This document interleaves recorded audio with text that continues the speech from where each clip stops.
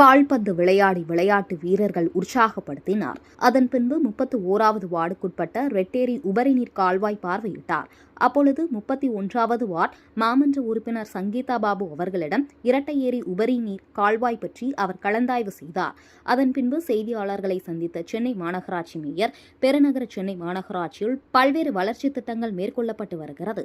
குறிப்பாக சென்னை மாநகராட்சியில் கூடுதலாக இணைக்கப்பட்ட மாதவரம், மணலி, திருவெற்றியூர், அதேபோல் சோழிங்கநல்லூர், பெருங்குடி போன்ற பகுதிகளில் பெருநகர சென்னை மாநகராட்சியோடு 2011ஆம் ஆண்டு இணைக்கப்பட்டது.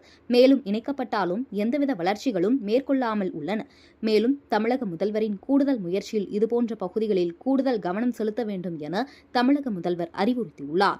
மேலும் வடசென்னை பகுதியில் மாதவரம் பகுதிக்குட்பட்ட பகுதியில் விளையாட்டு திடலை தொடங்கி வைத்துள்ளார். கால்பந்து, கூடைப்பந்து, சிறுவர் விளையாட்டு பூங்கா, கபடி விளையாட்டு மைதானம் போன்ற விளையாட்டு மையங்களும் ஒரே இடத்தில் அமைக்கப்பட்டுள்ளது. குறிப்பாக சென்னை மாநகராட்சியின் மூலதன நிதியிலிருந்து 1,45,00,000ற்கு இப்பணியை துவக்கப்பட்டு முடிவு பெற்றுள்ளன. மேலும் இன்று பொதுமக்களின் பயன்பாட்டிற்கு கொண்டுவரப்பட்டுள்ளது. இதன் தொடர்ச்சியாக வர இருக்க பருவமழை முன்னெச்சரிக்கையாக பல்வேறு திட்டங்கள் மேற்கொள்ளப்பட்டு வருகிறது. அதன் ஒரு பகுதியாக ரெட்டேரிக்குட்பட்ட 350 ஏக்கர் பரப்பளவில் உள்ள ரெட்டேரியை ஆய்வு செய்துள்ளோம்.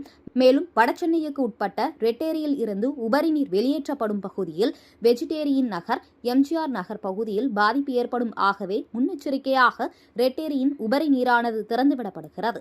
அதனை தற்பொழுது ஆய்வு செய்து வருகிறோம். தொடர்ச்சியாக மாநகராட்சி அதிகாரிகள் மற்றும் சட்டமன்ற உறுப்பினர்கள் தொடர்ந்து கண்காணித்து வருகின்றனர். மேலும் ரெட்டேரி மற்றும் புழல் ஏரி உபரி நீர் திறக்கும் பட்சத்தில் கால்வாயில் ஓரமுள்ள பகுதி மக்களுக்கு பாதிப்பு ஏற்படும். அதனைத் தொடர்ந்து கண்காணித்து வருகிறோம் என்று தெரிவித்தார்.